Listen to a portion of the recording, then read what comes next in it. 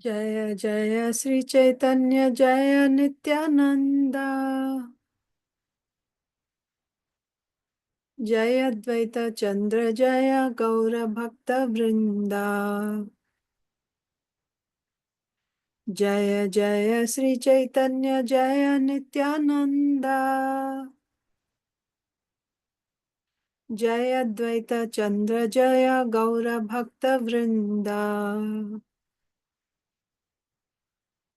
जय जय श्री चैतन्य जय नित्यानंदा जय अद्वैत चंद्र जय गौर भक्त वृंदा श्री चैतन्य चरितामृत की जय। श्रील कृष्णदास कविराज गोस्वामी की जय। श्रील प्रभुपाद की जय। समवेत गौर भक्त वृंद की जय। ओम अज्ञानतिमिरान्धस्य ज्ञानाञ्जनशलाकया चक्षुरुन्मीलितं येन तस्मै श्री गुरवे नमः। श्री चैतन्य मनोभीष्टं स्थापितं येन भूतले स्वयं रूपः कदा मह्यं ददाति स्वपदान्तिकम्। वन्देऽहं श्रीगुरो श्रीयुतापदकमलं श्रीगुरून् वैष्णवांश्च श्रीरूपं साग्रजातं सहगण रघुनाथान्वितं तं सजीवं साद्वैतं सावधूतं परिजनसहितं कृष्णचैतन्यदेवं श्रीराधा कृष्णपादान् सहगण ललिता श्रीविशाखान्वितांश्च नमो विष्णुपादाय कृष्णप्रेष्ठाय भूतले श्रीमते भक्तिवेदांत स्वामिनिति नामिने नमस्ते सारस्वते देवे गौरवाणी प्रचारिणे निर्विशेषा शून्यवादी पाश्चात्य देशतारिणे जय श्री कृष्ण चैतन्य प्रभु नित्यानंद श्री अद्वैता गदाधर श्रीवासादि गौर भक्त वृंद हरे कृष्णा कृष्ण कृष्णा हरे हरे हरे राम राम राम हरे हरे वाञ्छाकल्पतरुभ्यश्च कृपा सिन्धुभ्यैव च पतितानां पावनेभ्यो वैष्णवेभ्यो नमो नमः। Hare Krishna, dear devotees. I welcome you to today's Sri Chaitanya Charitamrita session. Today is April 3rd, 2025, and we are reading from Sri Chaitanya Charitamrita, Madhya Lila, chapter 8, talks between Sri Chaitanya Mahaprabhu and Ramananda Rai, text 128. So the context is that Mahaprabhu and Ramananda Rai are having, Mahaprabhu is asking questions from Ramananda Rai and Ramananda Rai is answering. So Mahaprabhu's question was about what is the highest goal achievable for humanity, and Ramananda Rai, with the inspiration of Sri Chaitanya Mahaprabhu, ultimately comes to the love of Srimati Radharani, that is the highest. So, of course, when I say what is the ultimate goal of life, it's not that to achieve the love of Srimati Radharani, that's not possible for anyone, but that is the highest. That is the highest possible love that you can find, highest possible goal that anyone can achieve. So, and it's not that everyone can achieve, that is only achievable by Srimati Radharani. So we saw how, starting off with performing Varnashrama Dharma, and then gradually going higher and higher to Karmarpanam, and then Jnana Mishra Bhakti, then Jnana Shunya Bhakti, that means doing only Shuddha Bhakti, and in that also spontaneous devotional service, then Prema Bhakti. Within that Prema Bhakti, we saw Dasya Bhakti, then Sakhya, Vatsalya, Madhurya, and in Madhurya also, the love of the gopis is the highest. There is Swakiya and Parakiya. So Parakiya Bhav is the highest. And in that also, the topmost is Srimati Radharani. And then Sri Chaitanya Mahaprabhu wanted to hear. He said, yes, this is the perfection, but I have a feeling that there is something more. Can you please say? So he wanted to hear about the position of Lord Krishna and Srimati, the features, the transcendental features of Lord Krishna, of Srimati Radharani, and the truth of the rasas of Krishna Prema, as well as the form of Krishna Prema. He wanted to hear. Kindly explain all these truths. I want you to explain it because nobody else is capable of explaining it. Then we saw how Ramananda Rai said that I don't know what I'm speaking. I don't even know if I'm saying right or wrong. I'm simply vibrating the sound, but it is you who is making me speak. Uh, just like when you say something to a parrot simply repeats like that. Whatever you are making me speak, I'm just repeating. You are the Supreme Lord who is making me. You are actually the Supreme Personality of Godhead who can understand your dramatic performances. You are inspiring, giving me the inspiration within my heart, and also you're giving words on my tongue. I have no idea what I'm speaking. Then Mahaprabhu said, I am just a Mayavadi sannyasi. What do I know about what is bhakti, what is transcendental love? Hmm? I am just a Mayavadi sannyasi floating in the Mayavad philosophy. It's only because of Sarvabhauma Bhattacharya's mercy that my mind became enlightened. So I wanted to hear about bhakti from him, but he said, I don't know anything about topics of Lord Krishna, only Ramananda Rai knows, but he's not here. So Mahaprabhu said, when I heard about your glories, I wanted to come and see you and hear from you. But I came here to hear from you, and what do I see? That you are offering me respect like a sannyasi, like someone who is in the renounced order of life. I came here to learn about bhakti from you, like this. So then, Mahaprabhu, uh, you know, this verse is said, Kiba Vipra Kiba Nyasi, Shudra Kene Noi, Jai Krishna Tattva Veta Sei Guru Hoy. Whether one is a Brahman, a sannyasi, or a Shudra, it does not matter. Whoever he may be, he is qualified to be a spiritual master if he knows the science of Krishna. Kiba Vipra Kiba Nyasi Shudra Kenenoi. Kiba Vipra. Vipra means Brahmana. Kiba Nyasi. Or a sannyasi or Shudra also. He can be anyone. But the condition is he should know Jai Krishna Tattva Veta. One who knows Krishna Tattva. One who knows the science of Krishna. He can be a guru. So there's a purport to that. I think I can just read the purport again because we got a gap in between. We'll read the purport now.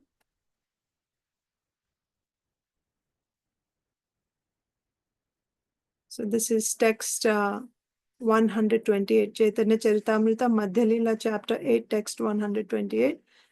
Translation: whether one is a Brahmana, a sannyasi, or a Shudra, regardless of what he is, he can become a spiritual master if he knows the science of Krishna.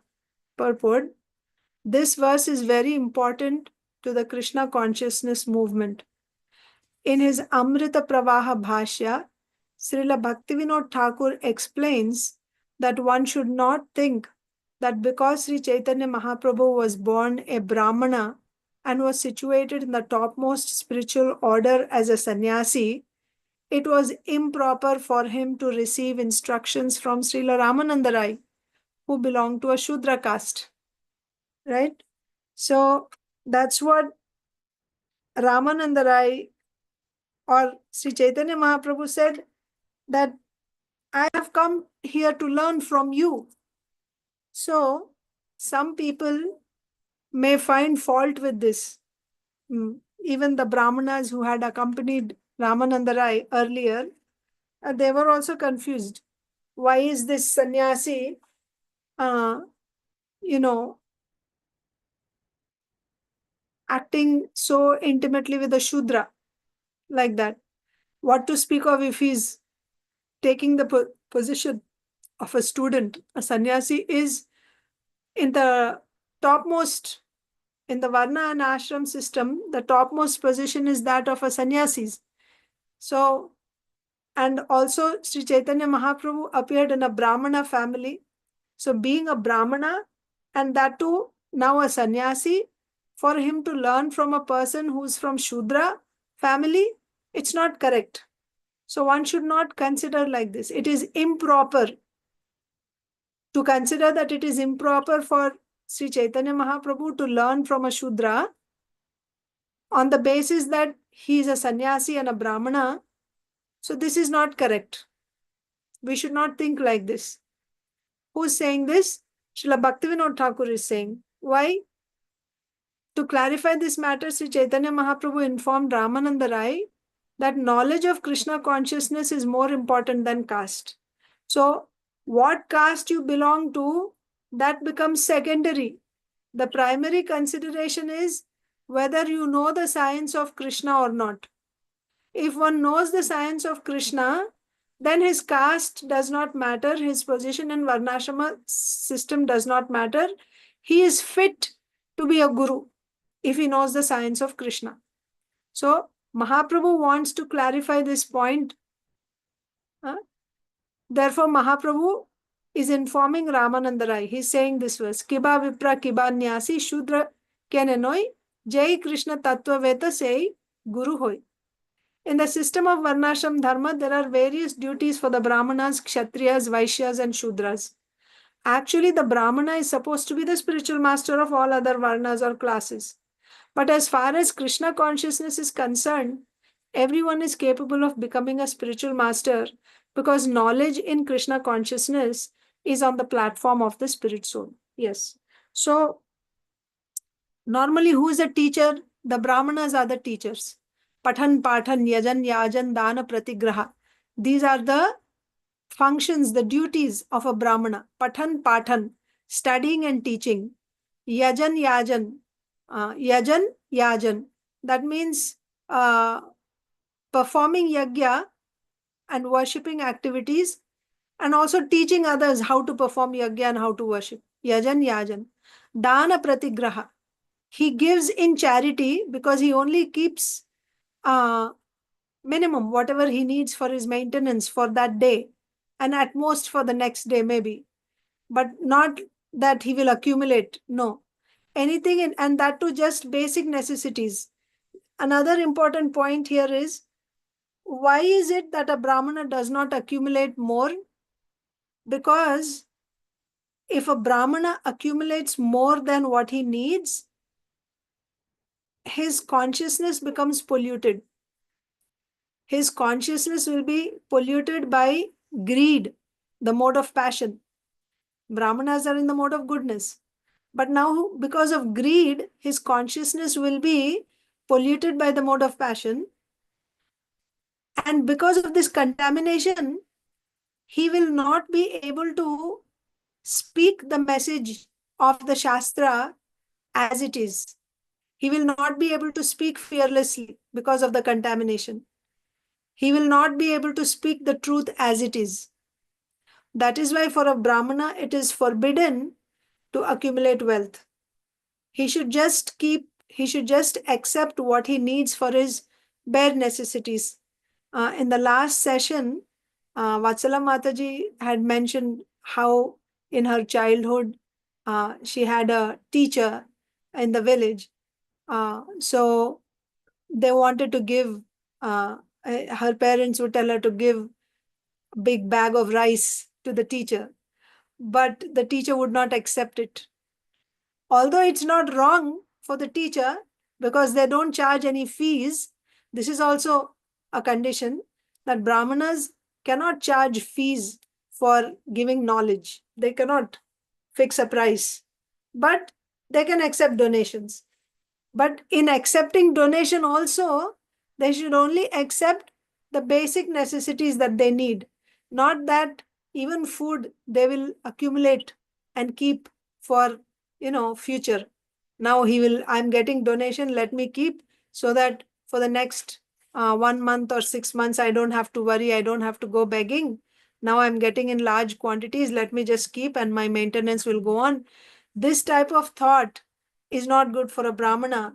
It will pollute his consciousness and he will not be able to do his service, his duties properly. That means he will not be able to teach the message as it is because of the contamination in his heart. So that is why they don't, first of all, they don't charge any fee for the knowledge that they are giving. And even the donation that comes, they only accept bare necessities that they need for that day, maybe for another day, that's all. Not accumulating and storing. No, Brahmanas cannot do that. So Brahmanas are the teachers, any type of knowledge. So the Dvijas are the ones that can study the Vedas. So Brahmanas teach. Whether one is Brahmana, Kshatriya or Vaishya, they go to the Brahmana to study. So Brahmanas have uh, Gurukuls. So one Brahmana, so in Gurukul, Brahmana will be there, his house. So his wife will be there and he will have, his students, 10 or 20 students, and he is teaching them. He's teaching them. And of course, it's not that all Brahmanas will have knowledge of all subjects. No. Brahmana can be specialized in one area, one department, and he will take students and teach them in that department. And according to the ability of the student, as much as he is able to take, he can teach more and more to one student. Higher studies also he can teach like that. So in a Gurukul, you will see the teacher will be there, Brahmana will be there, his wife will be there. He can have a piece of land also, and he can have a cow like that, that they get in donation. So, and in this way, in a Varnashrama society, there can be many Gurukulas. Many Brahmanas can be there, and Brahmanas are having Gurukulas. So, in this purport, Srila Prabhupada is saying, in the system of Varnashram Dharma, there are various duties for the Brahmanas, Kshatriyas, Vaishyas, and Shudras. Actually, the Brahmana is supposed to be the spiritual master of all other Varnas or classes. So, who is the teacher here? The Brahmana is the teacher for all Varnas and classes. But as far as Krishna consciousness is concerned, everyone is capable of becoming a spiritual master because knowledge in Krishna consciousness is on the platform of the spirit soul.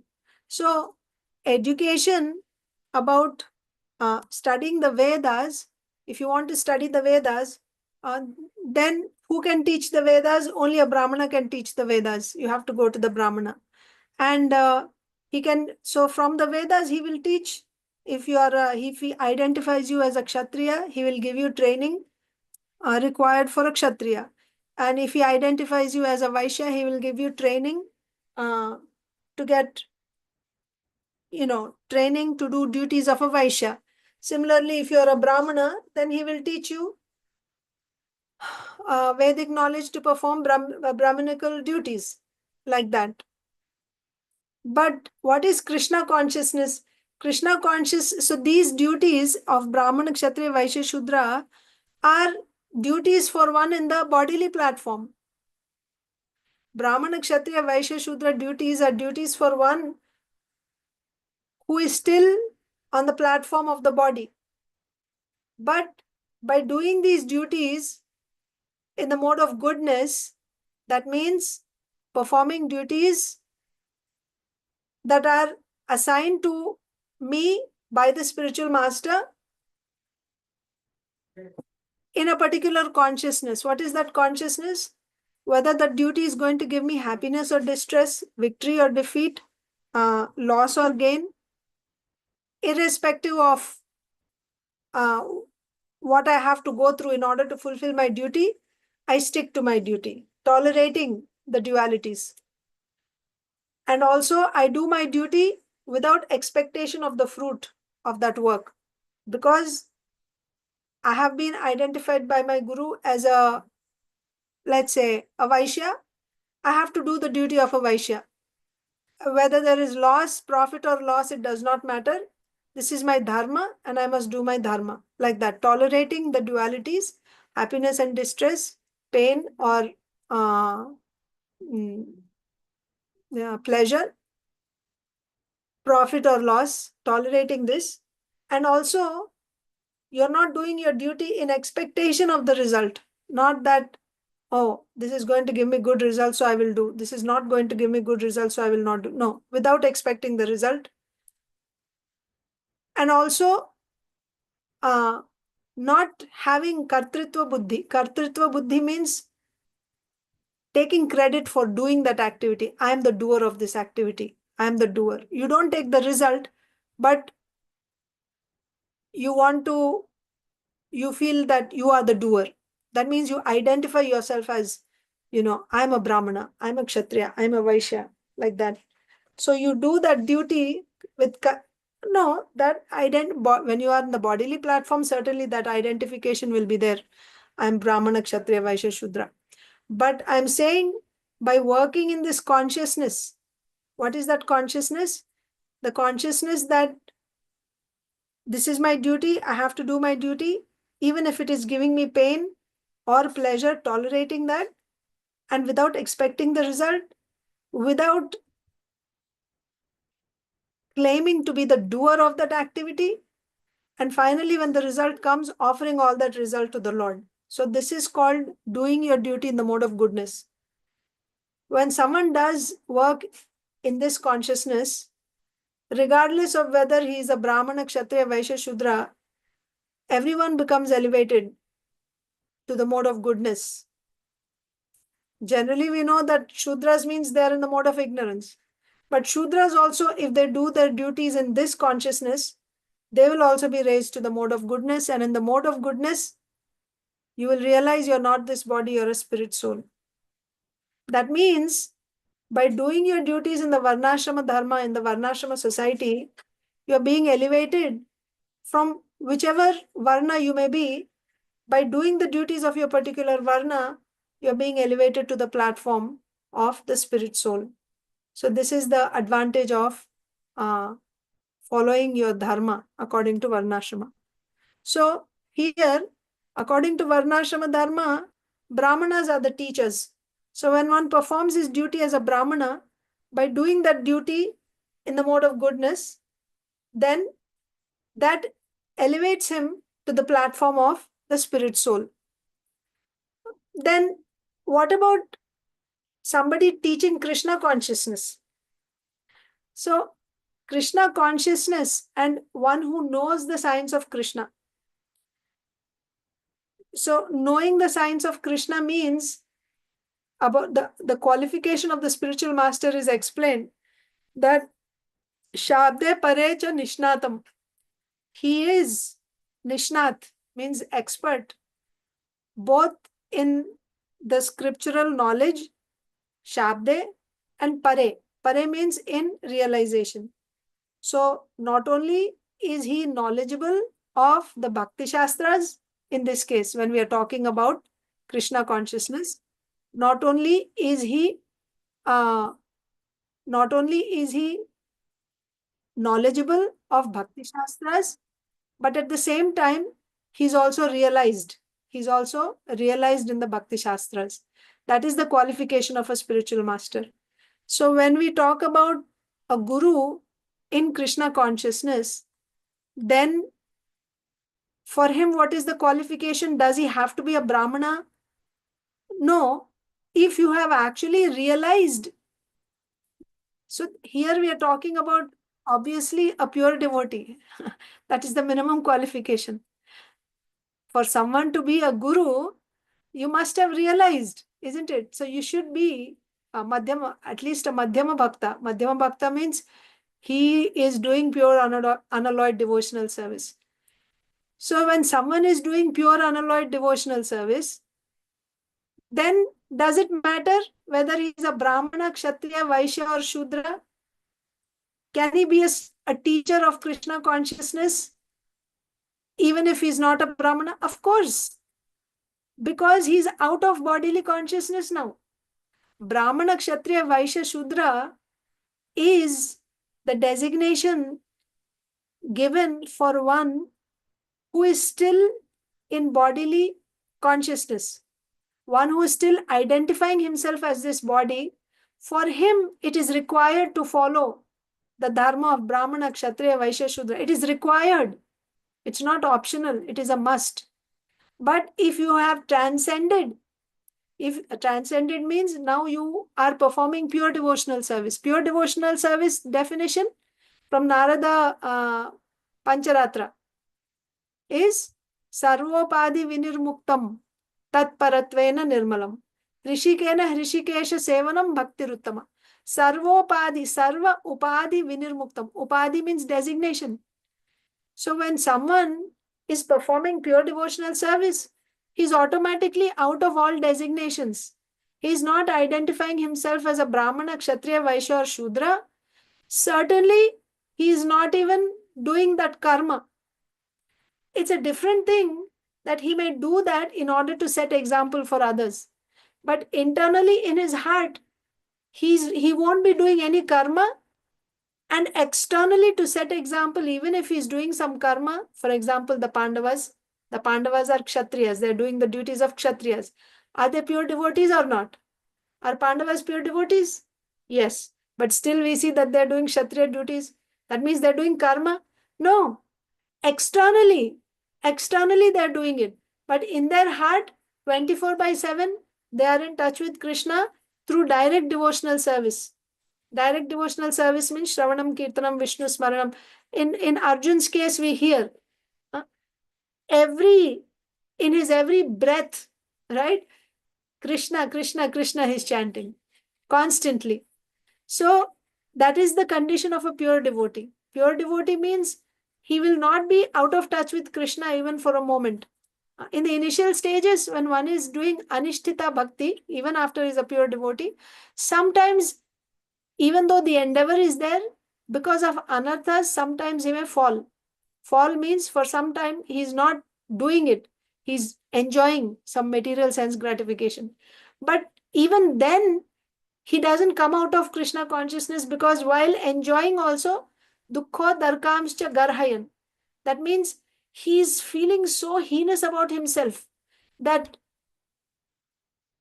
I am supposed to render devotional service to Krishna, but I'm so fallen, it's beyond his control to overcome. So it's as if he's being dragged by his senses for some sort of sense gratification. This sense gratification is not sinful. Like maybe he's the mood of enjoying, even like prasad, right? He's trying to enjoy prasad. He's not trying to serve, but he's trying to enjoy. I like this, I like that, so I'm eating. So that is also. So he feels so bad about himself. But the force is so powerful, he's not able to control. But how is he still able to maintain his Krishna consciousness? Because he is regretting at every moment. On one hand, he's feeling bad and he's enjoying also. So in the initial stages of a Shuddha Bhakta, during that Anishtita Bhakti stage, although he's trying to practice pure devotional service, he falls short because of the force of anarthas. But even at that time, he doesn't fall from the platform of pure devotional service, because through his regret, he's still Krishna conscious. This is the position of a pure devotee. So, such a devotee who is in pure devotional service, who understands the science of Krishna. So how is he able to come to this pure devotional service? He is able to come because he has this, he knows the science of Krishna. He's convinced. He's convinced about the science of Krishna. If one is not convinced about the science of Krishna, will he? Drdha Shraddha means what? Drdha Shraddha means Shastrartha Vishwasaha. He has belief in the conclusion of Shastra. He has belief in the conclusion. He's convinced. What is the conclusion of Shastra? You should surrender to Krishna. One who surrenders to Krishna becomes fearless. One who does not surrender to Krishna remains fearful. This is the conclusion of Shastra. So someone who's convinced about the conclusion of Shastra, what will he do? He will surrender to Krishna. What am I trying to say here? a person who knows the science of Krishna is qualified to be a guru. So, if somebody is a pure devotee, does he know the science of Krishna or not? What do you think? If somebody is a pure devotee, does he know the science of Krishna or not? He should. He should. Yes, he should. He should. That's the thing. Because he's already convinced about the conclusion of Shastra. That's when he becomes a pure devotee. So he should. So therefore, who is qualified to be a guru? Anyone who knows the science of Krishna. So don't take that line cheap easily. Anyone who knows the science of Krishna means what? He knows the science of Krishna means he's convinced. He's convinced. Right? He got drdha sraddha. He's doing pure devotional service. Such a person. Now, will you consider whether this person is from a brahmana family or is from a kshatriya family, shudra, is a sannyasi or brahmachari? No, you should not consider. If he's a pure devotee, he's beyond. He's already beyond Brahman, Kshatriya, Varnashram. He's on top of that. He's transcended that position. It's a different thing that even though he's a pure devotee, 24/7, he's in touch with Krishna, still externally he's carrying out, he's doing some work as a Brahmana or as a Kshatriya, even as a Shudra. Tukaramji Maharaj, he was, from the Shudra community externally. But what was his consciousness? He's a pure devotee. Even Brahmanas, right? Rameshwar Shastri, a great learned Brahmana, he would come and surrender, right, to Tukaramji. And that is correct. That is correct. If one knows, and a Kshatriya, Shivaji Maharaj, right, he went and surrendered. Although externally he was from a Shudra background, but Brahmanas, Kshatriyas, Vaishyas, they're coming and surrendering and taking Diksha. Is he qualified to be a spiritual master? Of course he is qualified to be a spiritual master. That is the point being said here in the purport. Srila Prabhupada is saying, normally in a Varnashrama society, who is a teacher? The guru is Brahmana. That is correct. Varnashrama society is for those who are not yet in pure devotional service. It is for them. That means it is required for them. For his own progress in spiritual life, he needs to follow Varnashram system. One who is not yet a pure devotee, he has to follow Varnashrama system. But if you come to pure devotional service, now you have begun, you have entered into pure devotion, you don't need to follow. You're not required. You can drop everything and you can go also. You can drop everything. You're not required. Before becoming a pure devotee, if you give up your duty as a Brahmana, then you'll get a reaction to that. You'll have to suffer. Yes. Because you're doing karma. Before you become a pure devotee, you're not able to do devotional service 24 hours. You'll do little bit and the remaining time you're doing some karma or something else. So for that, you'll get a reaction for that. When you're doing bhakti, for that, there is no reaction. But anything other than bhakti I'm doing, I will have to take reaction for that. But if that work is done in the mode of goodness, if you're doing it according to Varnashrama Dharma, that work is also becoming one type of bhakti. Because you do work and you offer it to the Lord. Aropa siddha bhakti it will become. So it is not binding you. But if you don't do that work, if you don't offer it to the Lord, you're not doing work which is prescribed in Shastra. You're doing whimsical duties, right? Man-made duties, not that which is prescribed in Shastra. Then that work will bind me. The point is that work will bind me. If I give up my duty, I will get a reaction. I will get a consequence. I will have to suffer. I will have to suffer. That is the point. Now, in the case of a Shuddha Bhakta, after entering into pure devotional service, if he gives up his work, if he does not do his duty, is he going to get a reaction? He's of sure, like someone like Pandavas, right? They're pure devotees. Are they going to get a reaction if they didn't do their duty? Will they get a sinful reaction? If they didn't carry out their duty as a Kshatriya, will they get a reaction? No, Mataji. No, they shouldn't get because they're already pure devotees. For pure devotees, no karmic reaction. There's no karma. Even what they're doing externally is not karma. Before Shuddha Bhakti, when you're doing karma arpanam has to be done. You do karma and you offer that karma to the Lord. It's required. If you don't offer, then that karma will give you reaction. You have to do karma arpanam. Yagyarthat karmanonyatra lokoyam karma bandhanaha. Yagyarthat. Yagya, for the sake of yagya, that means to Lord Vishnu, you have to offer your karma. Otherwise, that karma is going to bind you. So it is imperative that you have to offer your karma before you are a Shuddha Bhakta. But after coming to Shuddha Bhakti, even if you didn't do karma, no. And by doing karma also, do you have to offer your karma? No need. Because you are not doing karma only there. You are doing Shuddha Bhakti. That externally you are doing to set example to others, not for yourself. Parinishtita Bhakti, Parinishtita Karma. Parinishtita Karma means you are doing Paranishtita. For others you are doing, not for yourself. You don't need to do any karma there in Shuddha Bhakti. So therefore, bottom line is, if you have not entered into Shuddha Bhakti, who is a teacher, who is a guru, before entering into Shuddha Bhakti in a Varnashram society, who can play the role of a guru, who can be a teacher? Before entering into Shuddha Bhakti, when one is in Varnashrama society, who can be a guru?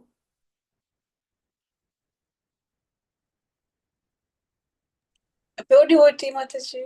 Before going into pure devotee, before entering into pure devotional service, when you're still in Varnashrama society, who can play the role of a guru?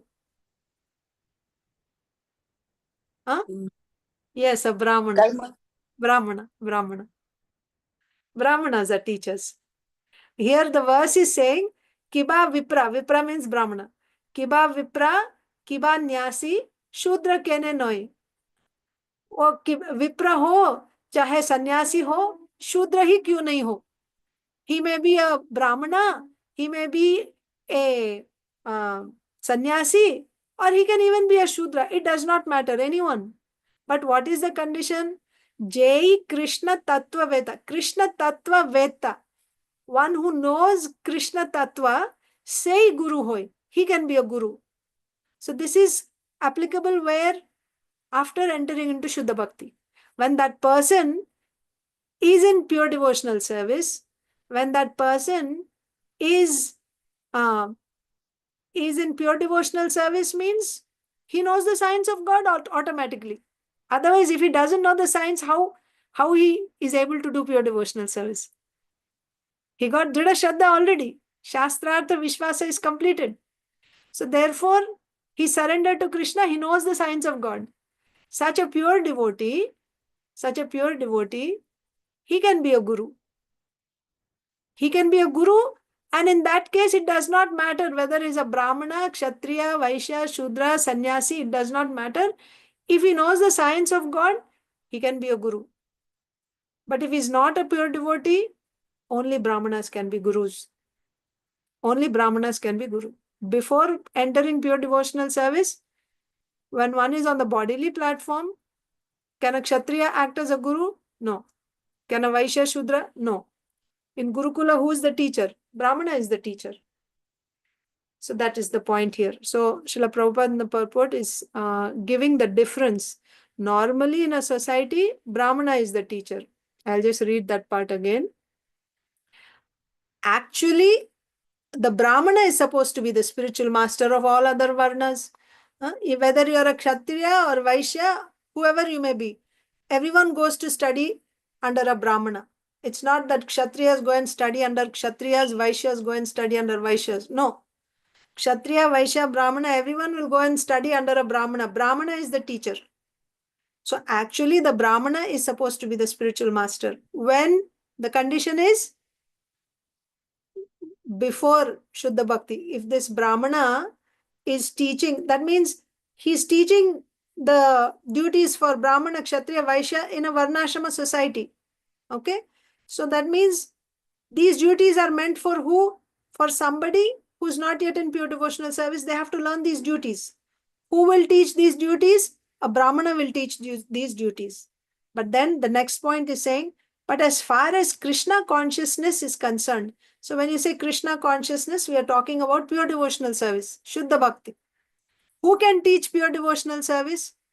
One who has pure devotional service. Pure devotional service means he has drdha sraddha, means he knows the science of God. That's when he's able to do pure devotional. That's when he's able to surrender to Krishna. He knows the science of God. He's convinced about the science of God. That's when he's able to do. He got drdha shraddha and he's able to do pure devotional service. So therefore, normally in a society, Brahmana is supposed to be the spiritual master for all varnas or classes. But as far as Krishna consciousness is concerned, everyone is capable of becoming a spiritual master. Means what?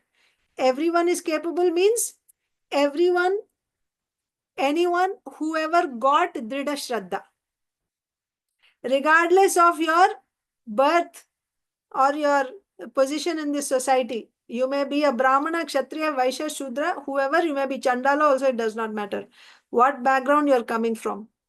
But if you know the science of God, you can be Guru. You can be Guru when it comes to Krishna consciousness. But when it comes to duties and society, Brahmanas are only the teachers. That's the point. But as far as Krishna consciousness is concerned, everyone is capable of becoming a spiritual master because knowledge in Krishna consciousness is on the platform of the spirit soul. So this is realization. It's not just the realization means Shraddha, one who got that Shraddha and who's actually acting on that platform. Right? That means Shuddha Bhakta only. To spread Krishna consciousness, one need only be cognizant of the science of the spirit soul. It does not matter whether one is a Brahmana, Kshatriya, Vaishya, Shudra, Sannyasi, Grihastha, or whatever. If one simply understands the science, he can become a spiritual master. So therefore, in our society, it is very important. ISKCON society, is it essential that you should be coming from a Brahmana family? That's when you can be a spiritual master. That's when you can actually preach. Those who are born in families outside of India, outside of the Vedic society also, then they are not qualified to become spiritual masters. Should we accept like that? No, it's not like that. You can take your birth anywhere, but qualification has to be there. Qualification is you should know the science of God. You should know the science of God means what do you mean by knowing the science of God? You should be a pure devotee. That is minimum. You should be a pure devotee. You must be a surrendered devotee of Krishna, Shuddha Bhakta. Then you can give Diksha. You can be a spiritual master. You can be a spiritual master. That is the qualification for a spiritual master. And if you have that qualification, then will your birth matter? No, it does not matter. It does not matter. So these are, the details have to be understood very carefully. I'll read the next paragraph also, and then we can take any questions or discussions on this. To spread Krishna consciousness, one need only be cognizant of the science of the spirit soul. It does not matter whether one is a Brahmana, Kshatriya, Vaishya, Shudra, Sannyasi, Grihastha, or whatever. So here, to spread Krishna consciousness, so we are also preaching. So can we preach? Yes, we are preaching on behalf of a pure devotee. Not that we are pure devotees ourselves. Certainly we should endeavor, we should strive. But this is, on the order of Sri Caitanya Mahaprabhu, coming down in disciplic succession via Srila Prabhupada and his servants. So we are, when you say spreading Krishna consciousness, we are acting as their instruments. So on behalf of pure devotee, we are just repeating their words like that. Even though we may not be, and we are striving. We should be striving. To spread Krishna consciousness, one need only be cognizant of the science of the spirit soul. It does not matter whether one is a Brahmana, Kshatriya, Vaishya, Shudra, Sannyasi, Grihastha, or whatever. So certainly, birth is not a criterion when it comes to Krishna consciousness. Practicing Krishna consciousness and also spreading Krishna consciousness. If one simply understands this science, he can become a spiritual master. So you remember the context, right? Sri Chaitanya Mahaprabhu is asking Ramananda Rai. Sri Chaitanya Mahaprabhu is, appeared in a Brahmana family, and on top of that, he's a sannyasi. Ramananda Rai appeared in a Shudra family. And Sri Chaitanya Mahaprabhu is approaching Ramananda Rai like a student approaches a guru, asking Sri Ramananda Rai to explain topmost subject matters about the transcendental features of Lord Krishna, transcendental features of Srimati Radharani. What is the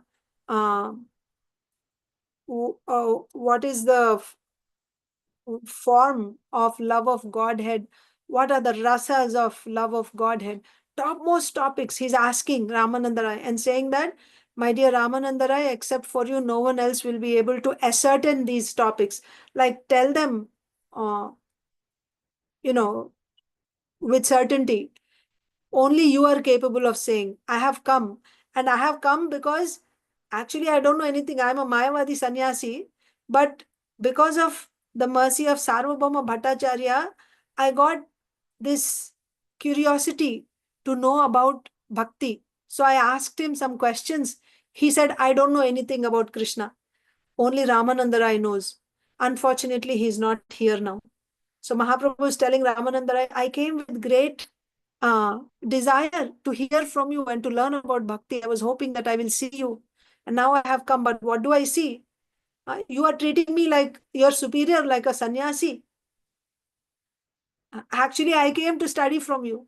So after that, this verse is said that it does not matter. One can be a Shudra, like some people may object. What is this? A sannyasi is approaching a Shudra to take lessons from him. So Mahaprabhu is clarifying that point. No, kiba vipra kiba nyasi Shudra kene noi, Jai Krishna tattva veta sei guru hoy.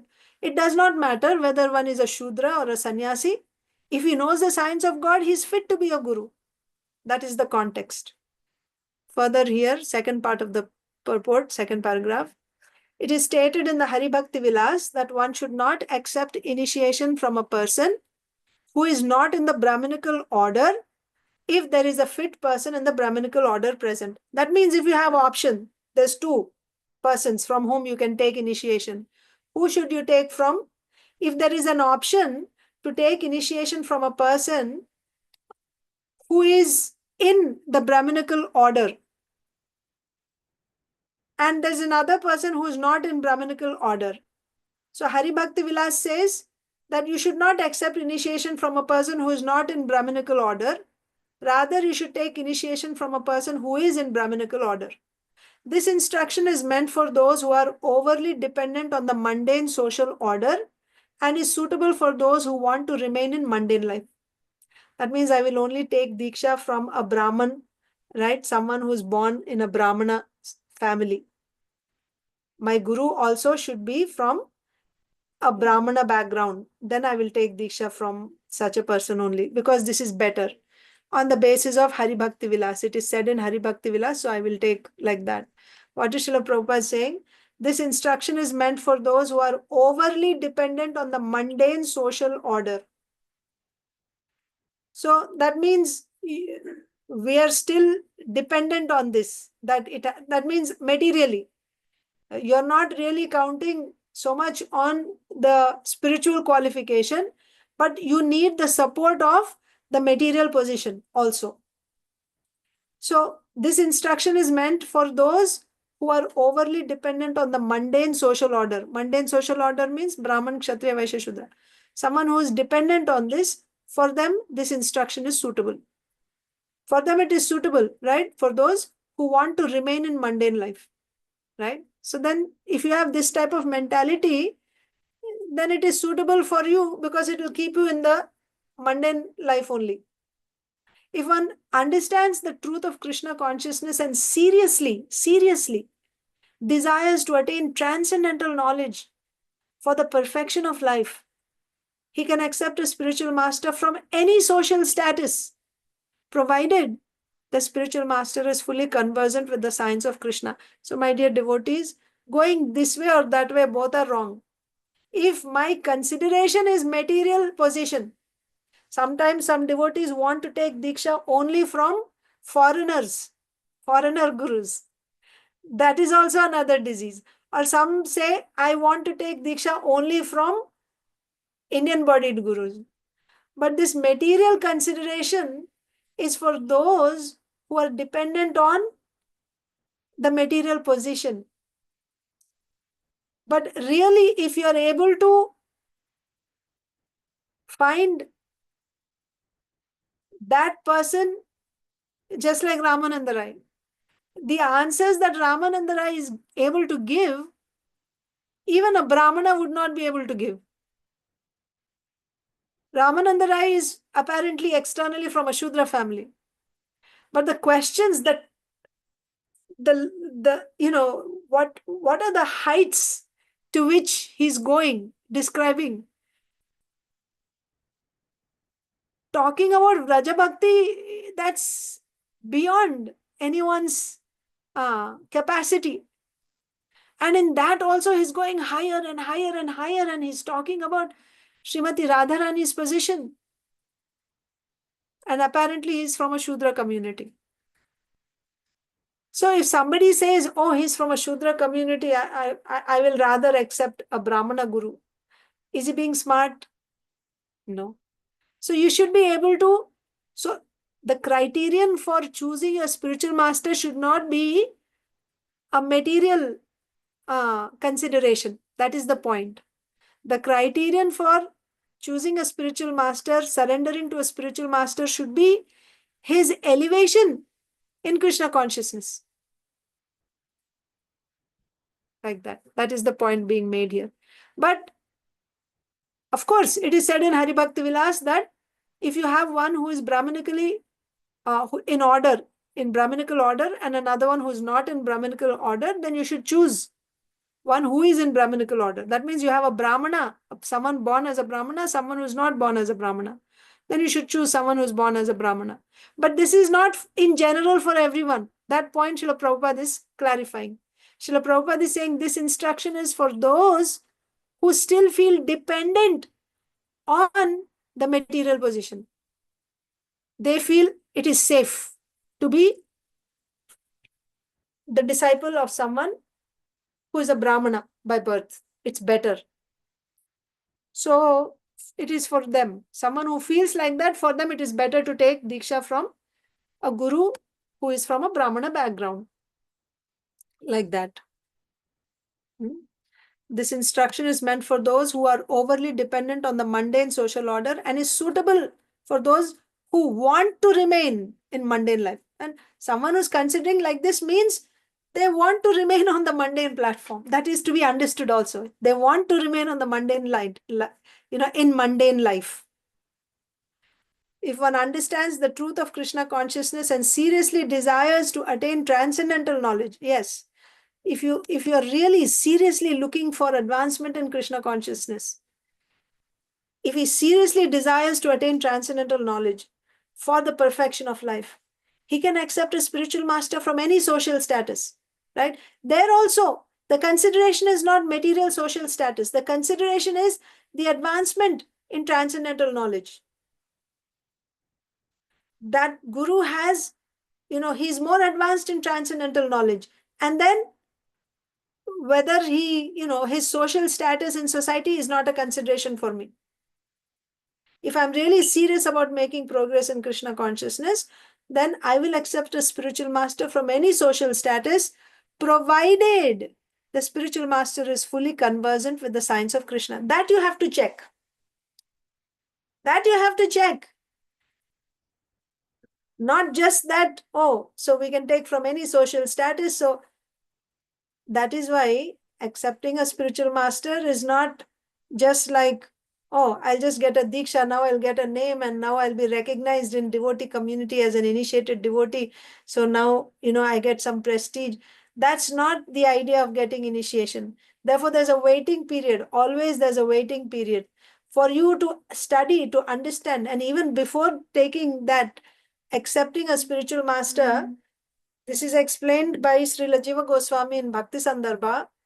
How it happens is, when you first come in the association of devotees and you hear that you should surrender to Krishna, and you're hearing, so this devotee must hear from various gurus, various Shravana gurus. Many. You can have 30, 40, 50 also, no problem. You should hear. Why? You know why you should hear from various gurus? Because the same subject will be explained by different gurus in different ways, by giving different examples. So by hearing from various different angles the same topic, that subject matter becomes very clear in your consciousness. Whatever doubts that may be in your heart, those doubts will be removed. Therefore, it is actually encouraged that you should hear from various Shravana gurus.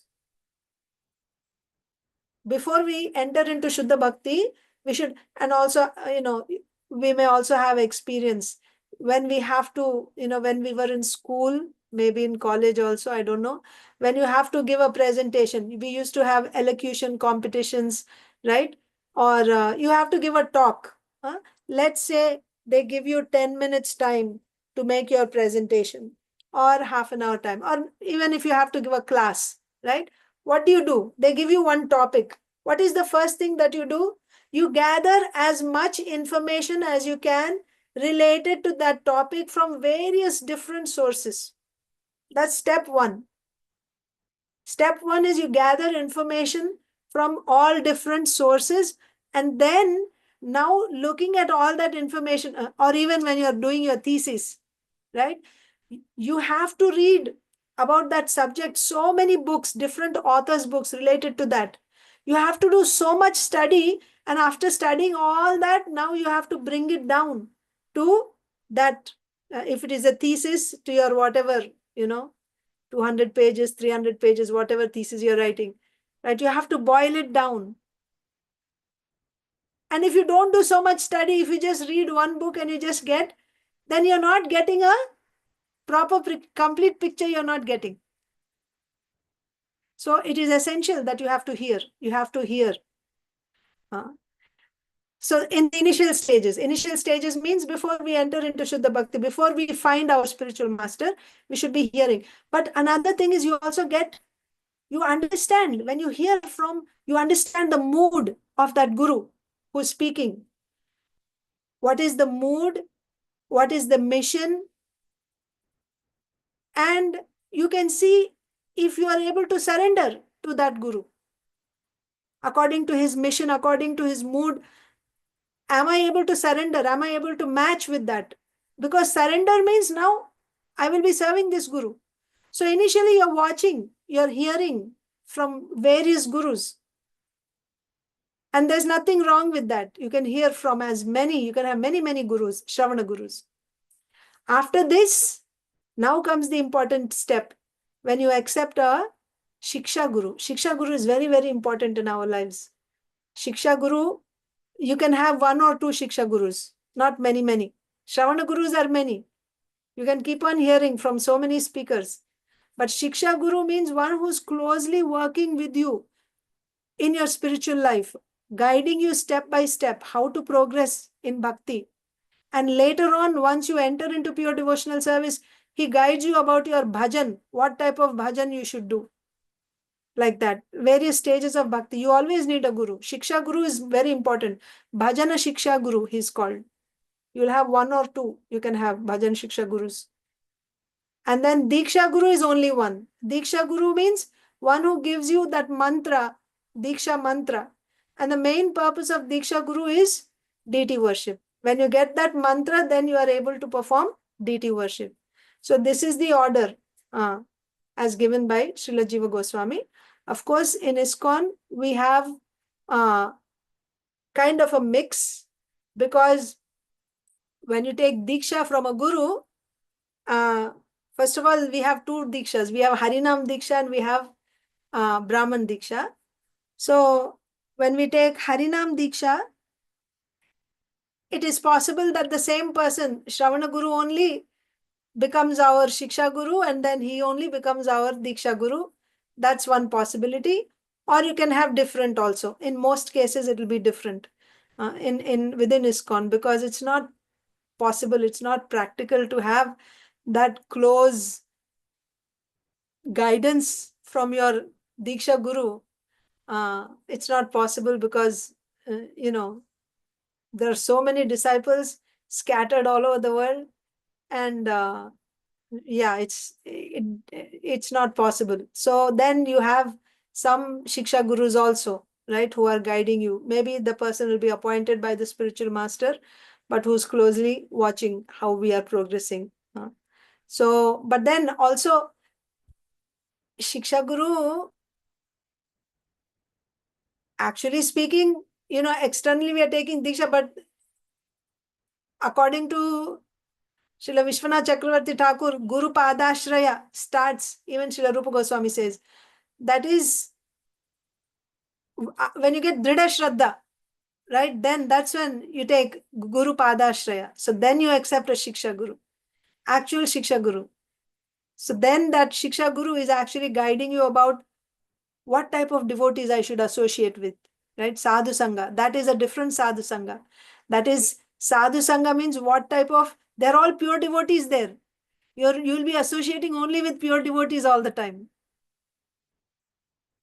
So anyway, just a little bit, I was just trying to give you a little bit, some hints about the role of a spiritual master. Very, very important. Right from the beginning, we will have spiritual masters, and all spiritual masters, whether it is a Shravana Guru, Shiksha Guru, or Diksha Guru, everyone should be worshipped as good as the Supreme Lord. Yes. Everyone should be worshipped. Otherwise, we won't get, progress is difficult. Spiritual master means must be respected.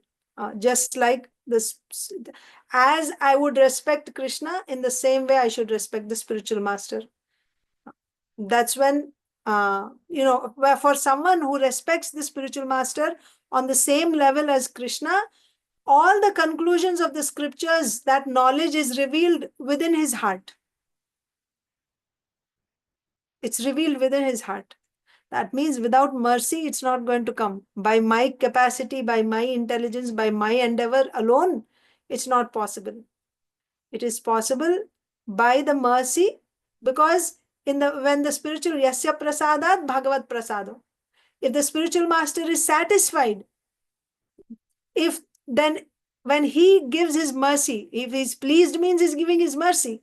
So when he is pleased, within his mercy, like eclairs chocolate, right? Eclairs, inside you have the chocolate, and on top you have the caramel. So like that, outside that caramel is devotee's mercy. But when you get devotee's mercy, inside will be Krishna's mercy, packed inside that. If you get devotee's mercy, automatically Krishna's mercy will follow.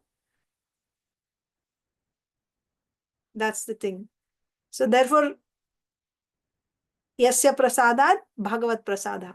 And yasya aprasadan nagati kuto. If you displease the devotee, can you get the mercy of Krishna? No. So that is why the spiritual master must be worshipped. For one who worships the spiritual master exactly as he worships Krishna, to such a person, all the conclusions of the scriptures are revealed within his heart. That's why we see great acharyas, sometimes they're even illiterate, they don't know how to read or write, but they know all the conclusions of scripture. They have that drdha shraddha, they are engaged in pure unalloyed devotional service, and they can answer questions from Shastra, even though apparently they don't know how to read or write. How? So, yeah. So, but does that mean, so we don't have to study? For us, anyone actually, then why all our acharyas are writing books? Every acharya in our line is writing books. You just take from Rupa Goswami, Sanatan Goswami, Jiva Goswami, Vishwanath Chakravarti Thakur, Baladev Vidyabhushan. Narottam Das Thakur, Krishnadas Kaviraj Goswami, Raghunath Das Goswami, Krishnadas Kaviraj Goswami, Bhaktivinoda Thakur, Bhaktisiddhanta Saraswati Thakur, A.C. Bhaktivedanta Swami Srila Prabhupada. Everyone is writing. If there's no need of studying, then why they are writing? So studying is important. Their writings are their mercy. When you read their books, when you study their books, you are getting their mercy. They're giving their mercy in the form of their writings. So you can access their mercy by studying their writings. Like that. So let us finish this second paragraph. Yes. So, if one understands the truth of Krishna consciousness and seriously desires to attain transcendental knowledge for the perfection of life, he can accept a spiritual master from any social status, provided the spiritual master is fully conversant with the science of Krishna. Srila Bhakti Siddhanta Saraswati Thakur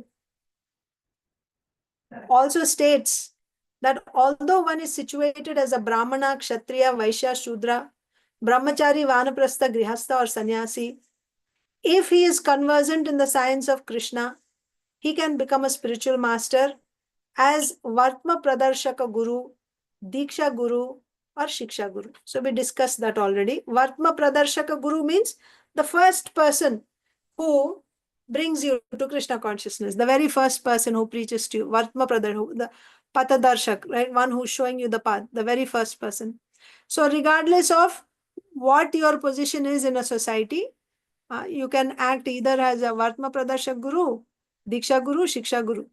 The spiritual master who first gives information, Acha, Prabhupada is explaining. The spiritual master who first gives information about spiritual life is called the Vartma Pradarshaka Guru. The spiritual master who initiates according to the regulations of the Shastras is called the Diksha Guru. And the spiritual master who gives instructions for elevation is called Shiksha Guru. Okay? One who gives you Diksha according to regulations of Shastra is Diksha Guru. And one who gives instructions for elevation is called Shiksha Guru. Shiksha Guru is most important in our life, spiritual life. Factually, the qualifications of a spiritual master depend on his knowledge of the science of Krishna. That's what this verse is saying. Jai Krishna Tattva Vetta, one who knows the science of Krishna. The qualification of a spiritual master depends on his knowledge of the science of Krishna. It does not matter whether he is a Brahmana, Kshatriya, Sannyasi or Shudra. This injunction given by Sri Caitanya Mahaprabhu is not at all against the injunctions of the Shastras. So now Mahaprabhu is saying, now someone may say, but where is it said in Shastra? Mahaprabhu is saying, but is it also supported by Vedic statements? Yes, always. The Lord will not say anything which is not against Shastra. And if he says anything like that, then you don't have to follow that injunction of the Lord. Like Lord Buddha said, give up Vedas. Then you don't have to follow Lord Buddha's instructions. The Lord will say only what is there in Shastras. Okay? This injunction given by Sri Chaitanya Mahaprabhu. Now what is Mahaprabhu saying? Even if you are a Shudra, it does not matter. If you know the science of God, then you should be accepted as a Guru. This injunction given by Sri Chaitanya Mahaprabhu is not at all against the injunctions of the Shastras. In the Padma Purana, it is said, let me see how much more there is. Quite a bit. So we won't be able to cover it today. We can cover it tomorrow. We will start, in the Padma Purana. I'll just read this one. In the Padma Purana, it is said, Na Shudra Bhagavad Bhaktas Tepi Bhagavatottamaha Sarva Varneshu Te Shudra Yena Bhakta Janardane. One who is actually advanced in spiritual knowledge of Krishna is never a Shudra. Yes, we already discussed that. Yes, if you are already Shuddha Bhakta, then no question of Brahman, Kshatriya, Shudra, no. One who is actually advanced in spiritual knowledge of Krishna is never a Shudra, even though he may have been born in a Shudra family. However, even if a Vipra or Brahmana is very expert in the 6 brahminical activities, Pathan, Yajan, Yajan, Dana, Pratigraha, and is also well versed in the Vedic hymns, he cannot become a spiritual master unless he is a Vaishnava. He has to be a Shuddha Bhakta. He cannot teach Krishna consciousness simply because he's a Brahmana. No, he has to be a Vaishnava. But if one is born in the family of Chandalas, yet is well versed in Krishna consciousness, he can become a guru. Right? Like so many examples. We have Ratnakar, who became Valmiki Muni. Or we have Mrigari the hunter, who later on became so great by the mercy of Narad Muni. So it does not matter, even if you are a Chandala, if you are well versed in Krishna consciousness, you can become a guru. These are the Shastric injunctions. And strictly following these injunctions, Sri Caitanya Mahaprabhu as a Grihastha, named Sri Vishwambar, was initiated by a sannyasi guru named Ishwarapuri. Sri Chaitanya Mahaprabhu as a Grihastha named Sri Vishwambar was initiated by a sannyasi guru named Ishwarapuri. Similarly, Sri Nityananda Prabhu was initiated by Madhavendra Puri, a sannyasi. According to others, however, he was initiated by Lakshmipati Tirtha. About Nityananda Prabhu. Nityananda Prabhu is initiated by Madhavendra Puri, but some say that he was initiated by Lakshmipati Tirtha. Advaita Acharya, although a Grihastha, was initiated by Madhavendra Puri. And Sri Rasikananda, although born in a Brahmana family, was initiated by Sri Shyamananda Prabhu, who was not born in a caste Brahmana family. That means when it comes to Krishna consciousness, your varna and ashram is not a consideration. That is the point. You can take initiation from a sannyasi, Grihastha can take initiation from a sannyasi, or a Brahmana can take initiation from a so-called Shudra family guru, provided they are all pure devotees. If the person is a pure devotee, you don't have to consider. That's why all these examples are given. According to others, however, okay, that is done. Advaita Acharya, although a Grihastha, was initiated by Madhavendra Puri, and Sri Rasikananda, although born in a Brahmana family, was initiated by Sri Shyamananda Prabhu, who was not born in a caste Brahmana family. Shyamananda Prabhu, you know, his name was Dukhi Krishna Das. Later on, his guru named him Sukhi. And then he went and he was named Krishna Das, so Sukhi Krishna Das. And then when he went to Vrindavan, then his name was changed to Shyamananda. So there are many instances. Change to means that was actually, there's a nice pastime there.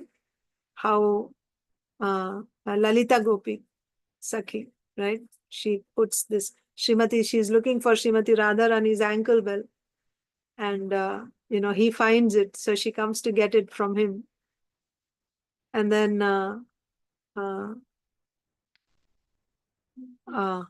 know the story? Yeah. And then he says, he can understand that this is not an ordinary ankle bell. And she comes in disguise, like an old lady. So then he says, the person who lost this, if that person comes, then I will give it. I won't give it to anyone else.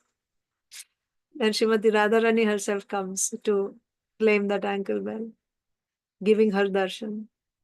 And then with that ankle bell, she marks on his forehead a tilak, a permanent tilak, and gives him the name Shyamananda, one who gives pleasure to Shyama, Srimati Radharani, Shyamananda. So like that, that's how he became Shyamananda. But by birth, he was not from a Brahmana family. And Shyamananda Pandit's disciple is Rasikananda. Rasikananda is from a Brahmana family, but he is taking Diksha from someone who is not born in a Brahmana family. Like that. The Brahminical symptoms are explained. There are many instances in which a born Brahmana took initiation from a person who was not born in a Brahmana family. The Brahminical symptoms are explained in Srimad Bhagavatam. So what do you have to look for? You have to look for Brahminical qualifications, not necessarily the birth. Brahminical qualifications means what? Certainly these 4 principles are there. No meat eating, intoxication, gambling, illicit sex shouldn't be there. That is there. And also other qualities, Brahminical qualities you will find in that person. The Brahminical symptoms are explained in Srimad Bhagavatam, 7th canto, 11th chapter, text 35, wherein it is stated, Yasya yallakshanam proktam pumso varnabhivyanjakam yad anyatrapi drishyeta tatte naiva vinirdishet. if a person is born in a Shudra family but has all the qualities of a spiritual master, he should be accepted not only as a Brahmana but as a qualified spiritual master also. So, what are you looking for, my dear devotees? You have to look for the qualities. You have to look for the qualities. He should have all the qualities. If you see that he has all the qualities of a spiritual master, but he is from a Shudra family, you should accept him as a Brahmana and also as a spiritual master. This is also the instruction of Sri Caitanya Mahaprabhu. Srila Bhakti Siddhanta Saraswati Thakur therefore introduced the sacred thread ceremony for all Vaishnavas according to the rules and regulations. Prior to that, it was not there. It was Srila Bhakti Siddhanta Saraswati Thakur who instituted this. Even ashrams, brahmachari ashram, sannyas ashram, vanaprastha ashram. Then the initiation, sacred thread ceremony initiation for everyone. Second Diksha. So this was started by Srila Bhaktisiddhanta Saraswati Thakur. And Srila Prabhupada started even the first initiation ceremony. First initiation with fire sacrifice and everything like that. So yeah, I think we can stop here. There's 2 more paragraphs. Yeah, we'll discuss the rest tomorrow. I'll just leave it here. So if anyone wants to leave, can leave. And if there's any questions, I can just take now.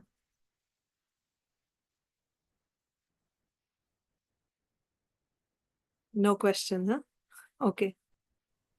Hare Krishna, Mataji. Yes, Mataji.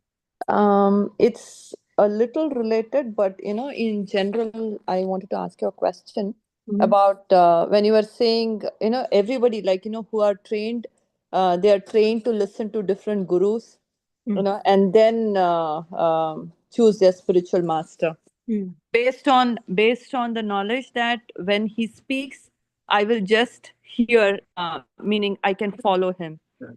Because you should not say I cannot follow this, I cannot follow that, and all. When he becomes your spiritual master, Surrender. that's the reason you want to hear, and then you get the idea that yes, whatever he says, I can follow.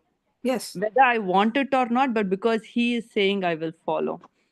But sometimes it can happen that because of some influence or some kind of pressure, you might take up a spiritual master. And down the lane, like after a few years, there are chances that somebody is not able to stay there. Yeah. What could be the reason, Mataji? Is it something like a karma, or is it because everything happens for a reason here? If they have gotten a chance to get initiated, means they are in the path of bhakti. Isn't, I mean, is my understanding wrong? I just wanted to. No, but let me share something with you. I'll just make a drawing. Sure, Mataji.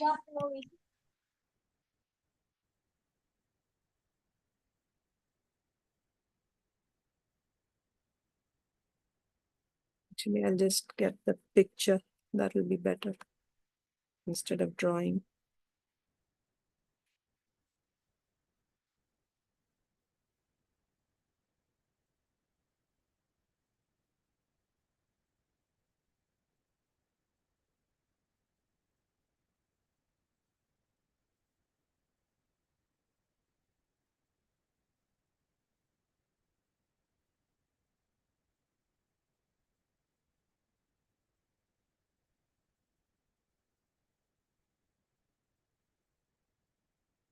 So, Mataji, you're able to see this picture?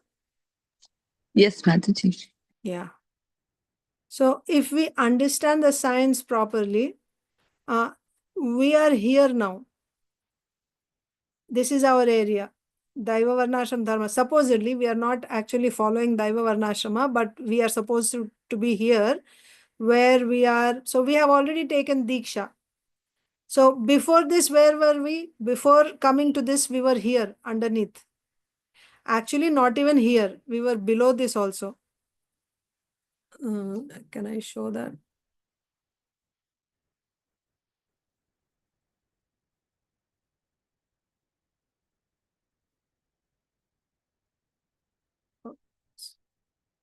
Yeah. This thing is not going away. Okay, there's another circle below this. Raspberry इधर आओ 1 minute. इसको नीचे करो तो. इसको नीचे कर दो. I want to see the full picture. Okay, fine. So you're seeing at the bottom, there's Vikarmi, there's another small, okay, that's fine. Small, in red it is written Vikarmi. Vikarmi means we are not even following the duties as given, Brahmana, Kshatriya, Vaishya, Shudra duties as given for our occupational duties. We are doing jobs which are not really mentioned in scripture. So before coming to this, before coming in the association of devotees, we were here. Then we came in contact. So, generally in a varnashram society, you'll be here in a karmi position, doing karmas according to Vedas. Then if you get in contact in the association of devotees, and the devotees will tell you, you should offer all your karma to the Lord. Your position is you have come in the association of devotees. You should chant Hare Krishna. You should hear Bhagavad Gita. You should offer whatever you cook. You should offer to the Lord. You should follow the 4 regulative principles. And then you start following. Then we come to this area. Now, what is happening with us is, because we have come in the association of devotees, we have started the path. Yes, you're correct. We have started the path. And also, in our particular society, we take Diksha also. While in this situation, while in this area, we have taken Diksha also. Normally, what happens is, after you get drdha sraddha here, then you enter into Shuddha Bhakti. Here, after drdha sraddha, then you will, first step is Guru Padashraya. Here, that is your Shiksha Guru. You'll take Guru Padashraya, and then you start Sadhu Sangha Bhajana Kriya, like that, you start progressing. So now your question is, somehow or other we have taken Diksha here, and somewhere down the line we find that I'm not able to follow, because when we take Diksha, it means we surrender to Guru, and we should be able to, we should accept whatever he tells us to do. And somewhere down the line, I feel like, first of all, I took Diksha without doing proper homework on my side, right? Not understanding the mood and the mission and everything, and whether I am ready to surrender or not. Without understanding that, I have just taken Diksha, maybe under pressure or whatever reason, right? I just took. And then as I'm practicing now, I understand the seriousness, and I see that I'm not able to follow. So your question is, what is the reason for this? Why am I not able to follow? Yeah. So several factors can be the reason here. It is also possible that the guru that I have accepted may not be here. The guru also may be here only. That's a possibility. And the other possibility is the guru may be here, but as you said, in a haste, under some pressure, I have accepted, not understanding the seriousness. And now I am falling short. So that can also be. You're asking, is it because of karma? Once you get into Shuddha Bhakti here, then there in this area there is no effect of karma. But here, yes, karma is also acting on us, because we have not fully surrendered here. We are doing some bhakti, right? Some 2 hours of bhakti we are doing, but we are also doing karma. So, ye yatha mam prapadyante tam stataiva bhajamiham. As one approaches me, I reward him accordingly. When you're doing bhakti, for that bhakti, there won't be any reaction. But here, staying here, whatever karma I'm doing, that karma will be giving me reaction. But that is why it is said, you do karma which is related to, you do varnashrama dharma and offer that to the Lord. Even if you're actually vikarma also, if you're doing, just offer it to the Lord, it is said. But with the understanding that I want to come out of it. Not that it's okay, whatever I'm doing, let me offer. But offering is important. Karma arpanam is important. But the point is, you will still be doing karma, and that karma will be still acting on us. It will still be binding us. So is it because of this karma that I'm not able to follow? Actually, very valid point. Because my karma, if my work is in the modes of passion and ignorance, which it is, unfortunately, for all of us, because Brahmana, Kshatriya, Vaishya, Shudra, this work that you do, and also I told you the consciousness in the beginning of the class, I was telling you, 3 points are there. The work that I'm doing, I should be doing tolerating pains and pleasures. Second, not expecting the fruit and not claiming to be the doer of that work. And finally, the result that comes, I have to offer it all to the Lord. In this consciousness, if you're doing, then you're in the mode of goodness. But if you're not doing it in that consciousness, then you'll come in this category, karmi category. I'm doing work, but I'm desirous of the result. I want the result, material result. I want, copyrights, right? I should get the name for what I did. I should get recognition for what I did. Or I should get the actual profit for what I did. Unfortunately, even after coming here, because our condition is, even after we have come in the association of devotees, but still we carry the mentality like it is here. Ideally, when we are here, we should be following that principle. Karmanyevadhikaraste ma phaleshu kadachana ma karma phala heturvur mate sangosta karmani. That means you're not attached to the result, you're not considering yourself to be the doer, but at the same time you are working and offering all the result to the Lord. Ideally, that should be the consciousness here. But even though we have taken Diksha, we are chanting 16 rounds, still we carry the mentality of a karmi that I want, even in devotional activities. I do some work and I need the credit for that, right? Or I need the position or profit, name, adoration, distinction. So we still carry these things here. So anyway, so the point here is the work that we are doing is keeping us in the modes of passion and ignorance. What happens when you're in passion and ignorance is it will not go hand in hand with the bhajan that I'm doing. Little bit, whatever bhakti I'm doing, it will be acting against it. It's pulling me away from that work. So that therefore, it won't allow me to do that bhajan also properly. It will not, even if I'm hearing Shastra, I won't be able to grasp the message what Shastra is telling. That means it's not allowing me to surrender. It is not allowing me to surrender. So initially, because of the association of devotees, in that influence, in that atmosphere, I was able to surrender. But now, so many factors are there. Offenses, right? Already carrying anarthas from before. And on top of that, my work and my association is in the modes of passion and ignorance. All these things are pulling me down, right?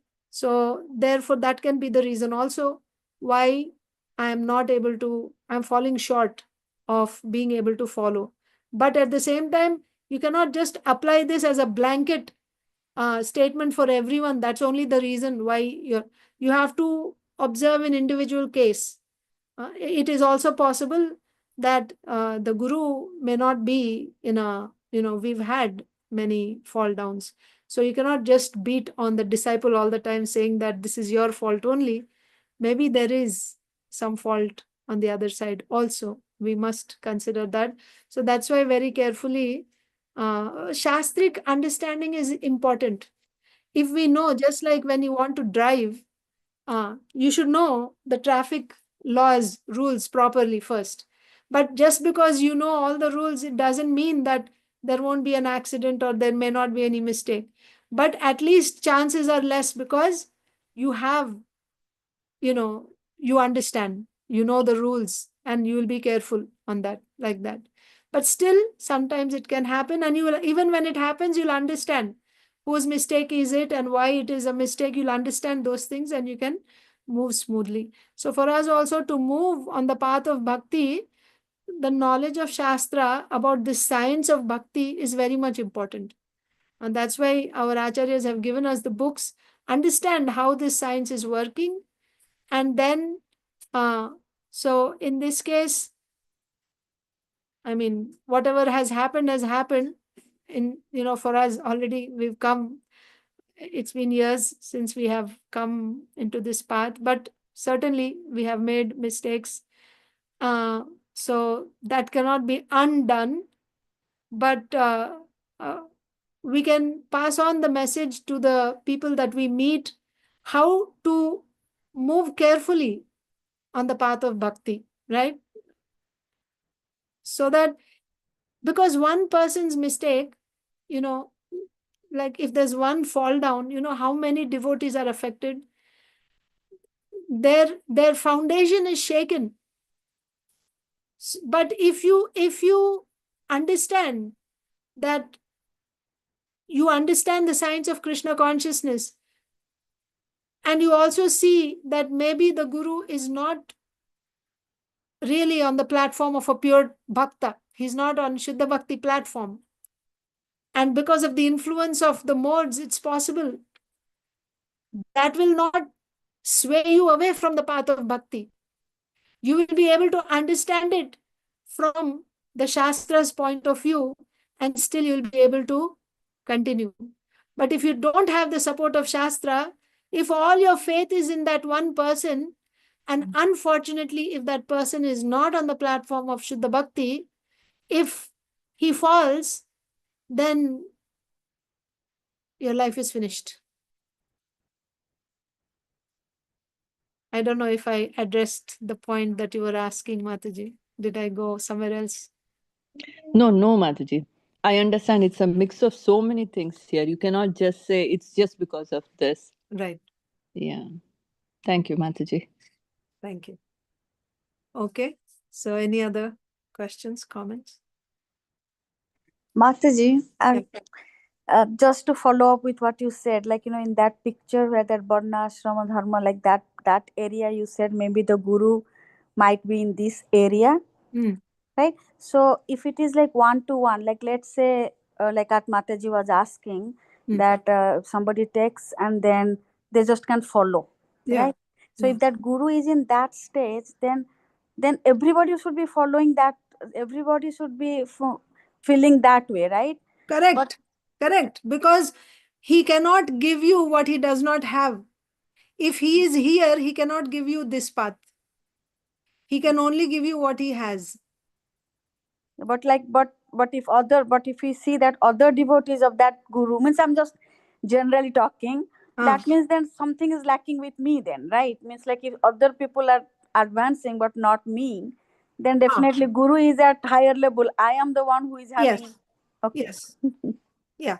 If others are making advancement and they're all, like Shuddha Bhaktas, and if I am not, that means the fault is not in Guru, it's in me. Yes. Okay, thank you, Mataji. Yes, Mataji. Thank you. Okay. Yeah, it's a difficult and subject, but a reality also. Yeah. We have to, deal with this and also help each other when devotees are in that situation, and help. Yeah, I have heard, like as you said, right? Like in this, like in ISKCON, like gurus have so many disciples, so it's not possible for them to give attention to each person the same way, right? So I have heard like some devotees, this, oh, I don't get, Guru's mercy. I see Guru Maharaj or Guru Dev is like, so close to that devotee. I'm not getting it. Like those also I get to hear, but we got to understand that also, right? Means like, we all know Krishna, but everybody is not getting Krishna's mercy the same way. It again, the verse you said, as I am surrendered, that much only I will get. Right. But people sometimes, means I hear that, like, how come? But you have 10,000 disciples, you cannot. It's very impossible to give everybody the same attention.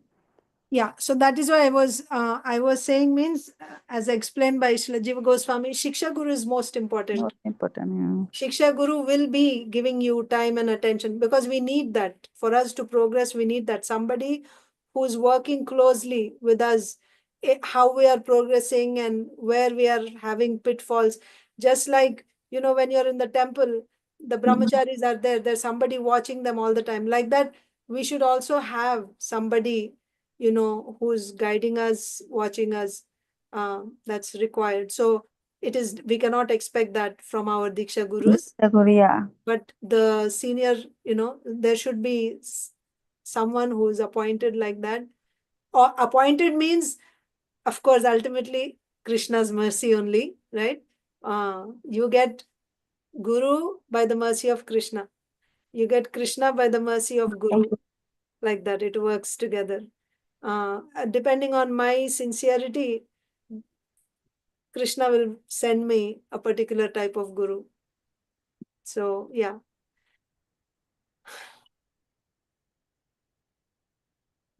Thank you, Mataji. Yeah, thank you.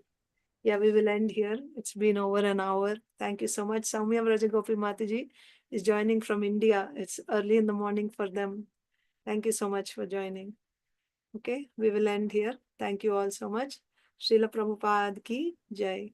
Jai. Samaveta Thank you so much, Mataji, for your nice class. Thank you. Hari Hari Bol. Hari Bol. Hare Krishna. Vancha kalpatarubhyascha kripa Sarvesya sindhubhyascha Kripa patitanam Sindhubhyascha pavanebhyo Patitanam Pavanebhyo vaishnavebhyo namo namaha. Vaishnavebhyo Namo Namaha. Thank you. Hare Krishna. Thank you so much, ma'am.